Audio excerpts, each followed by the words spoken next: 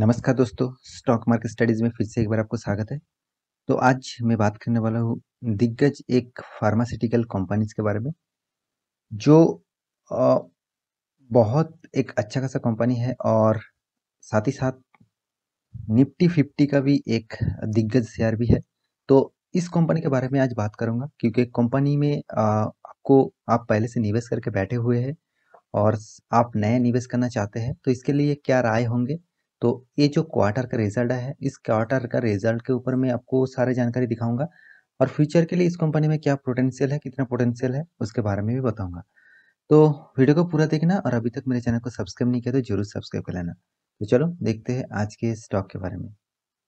तो कंपनी का नाम आप पहले ही देख लीजिए, कंपनी का नाम है सिप्ला। आप सभी जानते हैं सिप्ला के बारे में। सिप्ला एक दिग्गज फार्मास्यूटिकल्स कंपनी है। तो मेडिसिन बनाने वाला कंपनी है, एक्चुअली मेडिसिन और ड्रग्स बनाने वाला कंपनी है। तो सिप्ला करीबन करीबन 1935 से कंपनी स्टार्ट हुआ है। बहुत पुराना कंपनी है, बहुत पुराना टाइम से कंपनी काम कर रहे हैं। तो कंपनी के परफॉर्मेंस के बारे में बात करूँ तो कंपनी आज ही के दिन 1.40% का जाम दिखाया। तो यहाँ पे देखिए, यहाँ पे चार्ट पैटर्न क्यों अप टेन में ओपन होने के बाद क्यों गिरावट दिखाया, उससे उसके बाद फिर से क्यों अप टेन में गया। ये जो चार्ट पैटर्न बना, तो इस चार्ट पैटर्न के बारे में मैं ज़रूर बताऊंगा और फ्यूचर में इस लॉन्ग टर्म के लिए स्टॉक में क्या राय होंगे उसके बारे में भी बताने वाला हूँ। तो वीडियो को पूरा देखना, इसका मत करना, बहुत कुछ सीखने को मिलेगा। तो सबसे पहले मैं इसका क्वार्टर टू का रिजल्ट दिखा देता हूँ क्योंकि कंपनी किस तरीके से रिजल्ट किया है उसके बारे में आपको जरूर जानना है। यहाँ पे आप देख सकते हैं, मैं द इकोनॉमिक टाइम्स के वेबसाइट के ऊपर आ चुका हूँ। आप खुद भी जाकर वेबसाइट से सर्च कर सकते हैं। यहाँ पे देखिए सिप्ला क्वार्टर टू रिजल्ट्स, जो रिजल्ट पिछले दिनों में पब्लिश किया गया है। ऑब्वियसली यहाँ पे देखिए नीट प्रॉफिट रेज, मतलब कंपनी का प्रॉफिट ऑब्वियसली ग्रोथ हुआ है। 8% ग्रोथ हुआ है, उतना ज़्यादा ग्रोथ नहीं हुआ, फिर भी देखिए 8% क्वार्टरली ग्रोथ हुआ है। करीबन देखा जाए 712 करोड़ का टोटल प्रॉफिट हुआ है इस क्वार्टर में। तो यहाँ पे देखिए मीट डी स्ट्रीट एस्टीमेट, मतलब कंपनी का जो एस्टीमेट था, कंपनी जिस तरीके से एस्टीमेट करके रखे थे उस एस्टीमेट के तुलना से थोड़ा सा यहाँ पे मतलब बराबरी हिस्से के यहाँ पे कंपनी का प्रॉफिट हुआ। तो एस्टीमेट के हिसाब से कंपनी का और भी ज़्यादा यहाँ पे प्रॉफिट होना चाहिए था। तो यहाँ पे एस्टीमेट जितना कंपनी ने किया था, तो उसी का टाइम फ्रेम में, मतलब उसी का पीरियड में ही यहाँ पे कंपनी का प्रॉफिट हुआ। तो इसी के लिए यहाँ पे जो चार्ट पैटर्न बना जब मार्केट ओपन हुआ, यहाँ पे आप देख सकते हैं चार्ट पैटर्न के ऊपर, यहाँ पे मार्केट जो ओपन हुआ तो अच्छा खासा प्रॉफिट के तुलना से यहाँ पे अच्छा खासा एक तेजी देखने को मिला। उसके बाद देखिए जबरदस्त गिरावट। इस गिरावट के पीछे सिर्फ एक ही रीज़न है, वो है इसका जो एस्टीमेट है। वो कंपनी जिस तरीके से एक्सपेक्ट कर रहे थे, वो उसी के तरीके से एक्सपेक्टेशन से रिजल्ट आया है।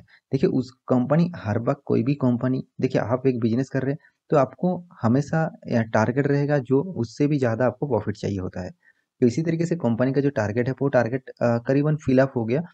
तो थोड़ा सा फिलअप कम हुआ तो इसलिए यहाँ पे गिरावट देखने को मिला। उसके बाद देखिए कंपनी ने अच्छा खासा पिछले जो क्वार्टर था उस क्वार्टर से कंपैरिजन करूँ तो अच्छा खासा परफॉर्मेंस किया, इसीलिए यहाँ पे फिर से ज़बरदस्त एक तेज़ी देखने को मिला। तो कंपनी अभी भी मार्केट चल रहा है तो ये डेटा चेंज हो सकते हैं, ऑब्वियसली डेटा ज़रूर चेंज होने वाला है। तो कंपनी के रिजल्ट के बारे में बात करूँ, कंपनी का जो रिजल्ट है उसके बारे में आपको ज़रूर देखना चाहिए। तो उससे पहले और एक चीज़ आपको दिखा दूँ, देखिए कंपनी ने प्रॉफिट तो किया है, साथ ही साथ कंपनी का जो रेवेन्यू है उसको भी यहाँ पे ज़्यादा इम्पैक्ट देखने को मिला। करीबन 10% से ज़्यादा यहाँ पे कंपनी का प्रॉफिट ग्रोथ हुआ। तो ईयर ऑफ ईयर बेसिस देखा जा रहा है, करीबन 5400 करोड़ का टोटल प्रॉफिट किया इस क्वार्टर में। जो पिछले सालों का क्वार्टर था वहाँ पे 4972 करोड़ था। तो यहाँ पे टोटली थोड़ा सा नहीं, अच्छा खासा जाम, करीबन करीबन 10% से भी ज़्यादा यहाँ पे जाम देखने को मिला। तो ये जो नज़रिया है, इस नज़रिए के चलते हुए आज के दिन कंपनी ने एक अच्छा खासा परफॉर्मेंस दिया है। तो यहाँ पे मैं क्वार्टर टू का रिजल्ट के सारे जानकारी यहाँ पे दे देता हूँ। यहाँ पे देखिए कंपनी का जो टोटल इनकम हुआ है उसके बारे में बात करूँ तो कंपनी इस क्वार्टर में 5580 करोड़ का प्रॉफिट किया। पिछले क्वार्टर में 5569 करोड़ प्रॉफिट था, मतलब यहाँ से थोड़ा सा जंप देखने को मिला। साथ ही साथ यहाँ पे पिछले सालों में 5091 था, तो यहाँ से करीबन करीबन 500 करोड़ का जंप देखने को मिला। तो इसी का नज़रिया आपको आज के दिन देखने को मिल रहा है। कंपनी अच्छा खासा परफॉर्मेंस ज़रूर किया है। तो यहाँ पे देखिए एक्सपेंस के बारे में बात करूँ, कंपनी 4500 करोड़ का एक्सपेंस किया। पिछले क्वार्टर में था 4400 और पिछले साल में था 4100। तो अप्रोक्सीमेटली बात करूँ तो एक्सपेंस भी कंपनी में ठीक-ठाक लेवल में किया। तो उसके बाद जितने सारे टैक्सेस है, उस टैक्स को पे करने के बाद टोटल जो नेट प्रॉफिट कंपनी के हाथ में आते हैं, उसके बारे में बात करूँ, करीबन यहाँ पे आप देख सकते हैं नेट प्रॉफिट आफ्टर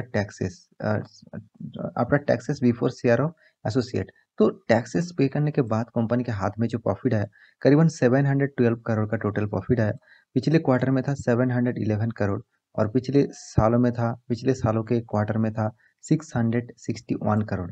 तो यहाँ पे थोड़ा-सा प्रॉफिट जंप देखने को मिला, वो भी अच्छा खासा जंप यहाँ पे थोड़ा-सा देखने को मिला है। तो इसीलिए कंपनी में करीबन 712 करोड़ का टोटल प्रॉफिट किया। देखिए प्रॉफिट ज़बरदस्त हो रहा है। देखिए मग फिर भी कि जिस तरीके से कंपनी एक्सपेक्टेशन कर रहा है, उस तरीके से कंपनी अभी तक परफॉर्मेंस नहीं कर रहा है।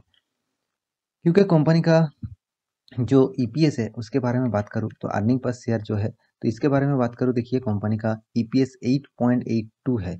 मतलब पिछले क्वार्टर के तुलना से थोड़ा-सा ईपीएस मुझे कम लगा, क्योंकि पिछले क्वार्टर में 8.86 था और पिछले साल में तो 8.25 था। तो यहाँ से कंपैरिज़न करूँ तो यहाँ पे ग्रोथ देखने को मिला, मगर यहाँ से कंपैरिज़न करूँ तो यहाँ पे ग्रोथ देखने को मिला था। पिछले क्वार्टर में अच्छा खासा यहाँ पे ईपीएस दिख रहा था। तो कंपनी का फेस वैल्यू ₹2 है, मतलब कंपनी स्प्लिट भी कर चुके हैं, तो इस पे ₹2 का फेस वैल्यू लेके 8% का मतलब ₹8 का यहाँ पे रिटर्न आपको मिल रहा है। तो कंपनी का ओवरऑल बात करूँ, कंपनी जिस तरीके से परफॉर्मेंस कर रहा है, कंपनी जो सेगमेंट वाइज जो परफॉर्मेंस कर रहा है, तो सेगमेंट वाइज किस तरीके से परफॉर्मेंस है वो भी देख लीजिए। यहाँ पे देखिए रेवेन्यू सेगमेंट वाइज जिस तरीके से परफॉर्मेंस किया, उसके हिसाब से कंपनी ने 5519 करोड़ का टोटल रेवेन्यू जनरेट किया। पिछले क्वार्टर में 5500 था, पिछले साल में 5038 था। तो यहाँ पे भी अच्छा खासा जंप देखने को मिल रहा है दोनों क्वार्टर बेसिस से। तो इसीलिए मैं एक बात कहूँगा, इस कंपनी में अच्छा खासा year of year basis, quarter of quarter basis ज़रूर परफॉर्मेंस कर रहा है। तो कंपनी के बारे में बात करूँ, कंपनी 73,000 करोड़ का मार्केट कैपिटलाइजेशन लेके बैठा हुआ है। कंपनी का जो प्राइस रेंज है वो भी अभी 900 है और 1000 तक कंपनी हाई कर चुके हैं। कंपनी का पी रेशियो एकदम ठीक-ठाक लेवल में है। कंपनी का रिटर्न ऑफ कैपिटल एम्प्लॉयड और रिटर्न ऑफ इक्विटी मुझे थोड़ा सा वीक लगा। तो फेस वैल्यू देखिए ₹2 है और साथ ही साथ कंपनी का जो कुछ पॉजिटिव थिंकिंग है वो है, कंपनी ऑलमोस्ट डेट फ्री है। साथ ही साथ कंपनी डेब्ट को भी रिड्यूस कर रहा है। साथ ही साथ कंपनी डिविडेंड भी अच्छा खासा देते हैं। और कंपनी कुछ नेगेटिव है, वो है बुक वैल्यू के ऊपर ट्रेड कर रहा है बहुत टाइम तक। साथ ही साथ कंपनी का जो होल्डिंग है, अभी प्रोमोटर जो होल्डिंग है, वो प्रोमोटर थोड़ा-सा होल्डिंग कम किया है लास्ट क्वार्टर में, मतलब लास्ट क्वार्टर में थोड़ा-सा प्रोमोटर होल्डिंग कम किया है।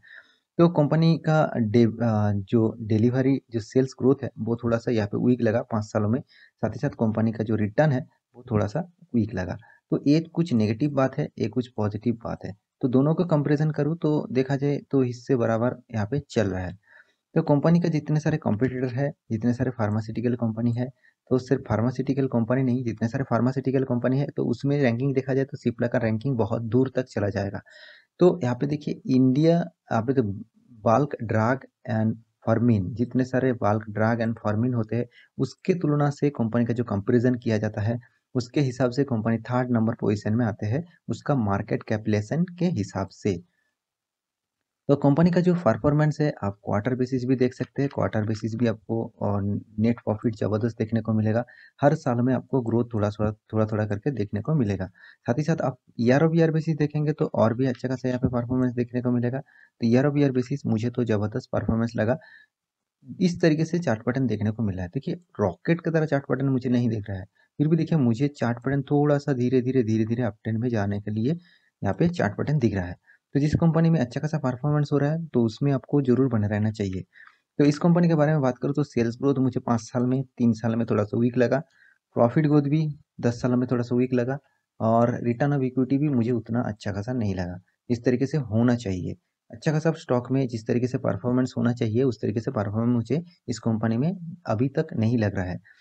तो रिटर्न भी देख लीजिए, बहुत पुअर रिटर्न है, मतलब बहुत अच्छा खासा रिटर्न यहाँ पे नहीं मिला। करीबन एवरेज देखा जाए तो 11% का रिटर्न आपको मिल चुका है, वो भी हर सालों में। हर सालों के कंपैरिजन करूँ तो आप मान के चलिए 10 साल आप निवेश करके बैठे हुए हैं, 5 साल निवेश करके बैठे हुए हैं, तो आपको मात्र 10%, 11% का रिटर्न आपको मिला है। तो 11% का रिटर्न तो वो आपको कोई भी म्यूचुअल फंड कर लेते तो उससे भी ज़्यादा रिटर्न आपको मिल जाता। तो स्टॉक में निवेश करने का फ़ायदा क्या है? देखिए, कंपनी डिविडेंड जो देते हैं, कंपनी बोनस स्प्लिट भी कर चुके हैं, तो उसका फ़ायदा आपको मिला। तो यहाँ पे देखिए रिटर्न थोड़ा-सा मुझे वीक लगा, क्योंकि मैं हमेशा कहता हूँ कि कोई भी कंपनी में 20% से ज़्यादा आपको रिटर्न मिल रहा है, एवरेज रिटर्न, तो उस कंपनी को आप एक बार प्रेफ़र कर सकते हैं। मगर हाँ, सारे पैरामीटर चेक करना, उसके बाद उस कंपनी में ऊपर निवेश करना। क्योंकि रिटर्न अच्छा दे रहा है इसका मतलब ये नहीं कंपनी ज़बरदस्त है, तो जाकर वहाँ पे मत निवेश करना, आप टोटली फँस सकते हैं। तो यहाँ पे कंपनी के जो प्रोमोटर है उसके बारे में बात करूँ तो कंपनी का प्रोमोटर मुझे बहुत कम लगा। 36.70 था, अभी 36.12 हो चुके हैं। मतलब कंपनी का प्रोमोटर यहाँ पे देखिए पिछले क्वार्टर से प्रोमोटर थोड़ा-सा यहाँ पे होल्डिंग कम किया है। एफआईएस देखिए 24%, डीआईएस 21% और पब्लिक देखिए 18% होल्ड करके रखा। तो ओवरऑल देखा जाए ज़्यादातर हिस्सेदारी डीआईएस और एफआईएस के पास है, उससे ज़्यादा प्रोमोटर के पास है, मगर प्रोमोटर को आपको हमेशा 50% के ऊपर होना चाहिए, तभी आप अच्छा खासा कंपनी माना जाता है। तो ओवरऑल बात करूँ कंपनी के बारे में, कंपनी का एक बार चार्ट पैटर्न देख देख लेते हैं। कंपनी के चार्ट पैटर्न देखिए धीरे-धीरे ग्रोथ, बहुत वोलेटिलिटी है, मगर धीरे-धीरे कंपनी ने ग्रोथ किया है।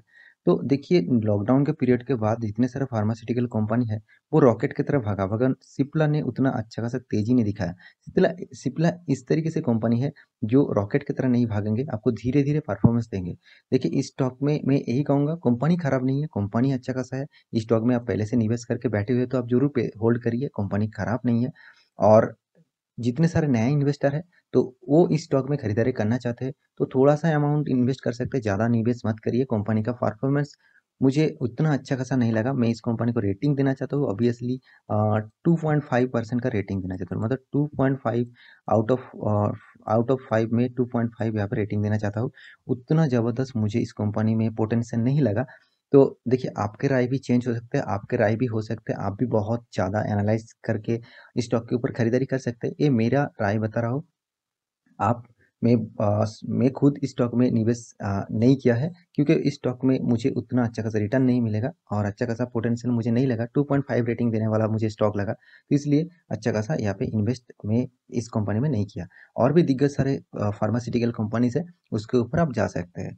तो आशा करता हूँ सारी जानकारी आपको मिल चुका है, तो मेरे वीडियो को अच्छा लगा तो लाइक करना, दोस्तों के साथ शेयर शेयर भी करना। मिलते हैं अगले स्टॉक लेके, तब तक के लिए अच्छे से रहिए, अपना ख्याल रखिए। Bye bye.